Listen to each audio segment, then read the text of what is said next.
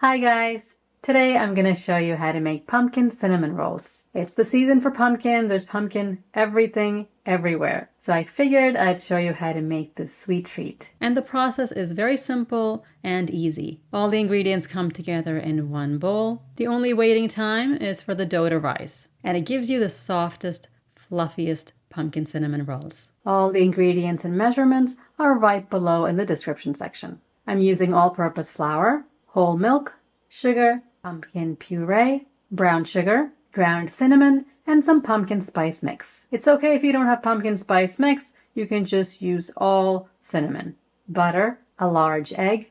This is active dry yeast, 1 packet, which is 1/4 ounce, or 2 1/4 teaspoons. 7 grams for the rest of the world. And salt. I'll be using a stand mixer to knead the dough. You can definitely do it by hand. Put the flour in the bowl. The milk and the butter need to be warmed up together. Do it in the microwave or on your stovetop. Heat it to between 100 and 110 degrees Fahrenheit or 38 to 43 degrees Celsius. We'll add the salt to the bowl, pumpkin puree, sugar, beaten egg, the warm milk and butter, and yeast. Mix that up a little bit. It's already bubbling, that means the yeast is good. I didn't proof the yeast separately in warm liquid because this yeast only expires a year from now, so I know it's good. If you're not sure about your yeast, if it's old, what you can do is take a 1/4 cup of the milk from this recipe and heat it up separately. Add the yeast, leave it for a few minutes, and if it starts bubbling, you know it's active. Testing the yeast first prevents you from wasting all the other ingredients.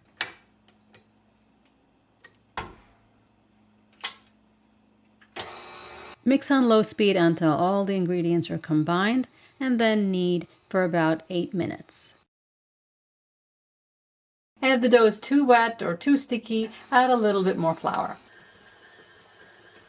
After kneading for about 8 minutes, the dough is ready. It looks a little bit sticky and it does feel a little bit sticky, but it is ready. You don't want to add any more flour. Otherwise, it'll be hard. Use a spatula just to bring the dough together. You don't have to touch the dough or form it in any way. Pat the dough with a little bit of oil on top. Cover the bowl and let it rise until it doubles in size. It'll take about 45 minutes to an hour depending on how warm your house is. Mix the spices into the brown sugar. Our dough has risen. It's very soft.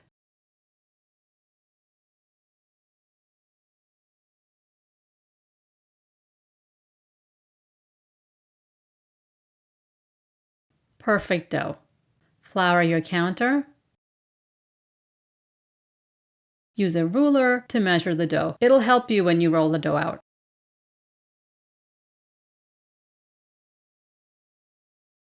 As you can see, the dough is still a little bit sticky and it's fine. Put a little bit of flour on top and pat it out.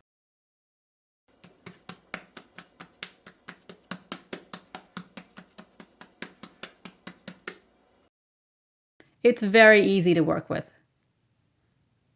Knead it just a few times.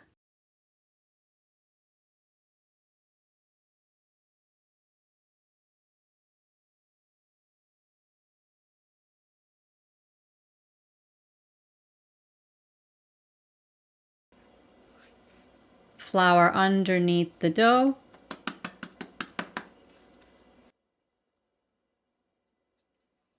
Roll it into a rectangle. It should be approximately 12 inches by 18 to 20 inches. Don't worry, it doesn't have to be exact. Spread softened butter all over. Sprinkle the brown sugar and spice mixture evenly. Leave about 1 inch space all around. Gently pat down the brown sugar mixture with your hand. Roll the dough up gently.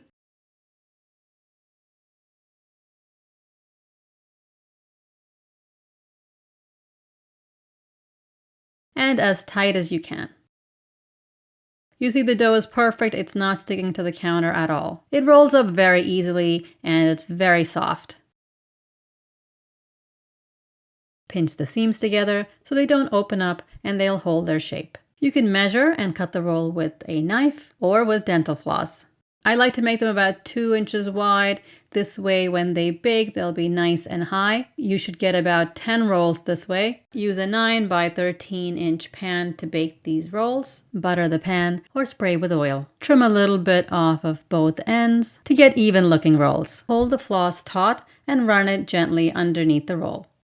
Pull across and you'll get a clean cut.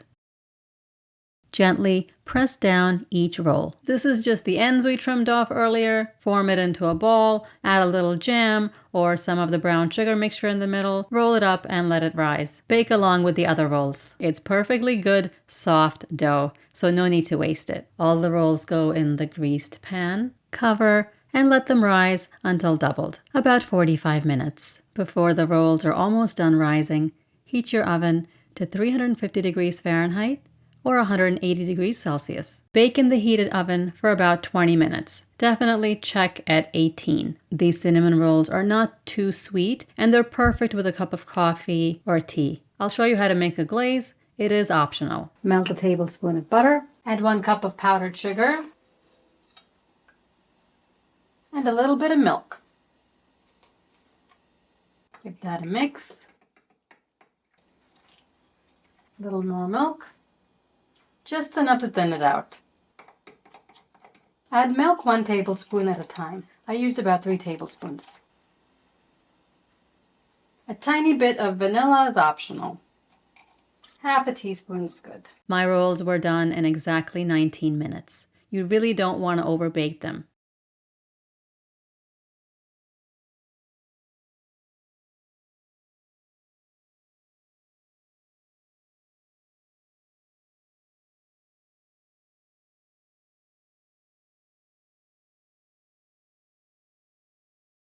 The bottom of the rolls get a little bit caramelized, but not hard. I can't tell you how incredibly soft these rolls are. I gave some of the rolls away to my neighbors, put a few in a bowl, ate them the next morning with a cup of coffee, and they were still very soft. I heat them up in the microwave individually for about 8 seconds. I hope you give these a try and let me know how you like it in the comments below. Subscribe and I will see you next time.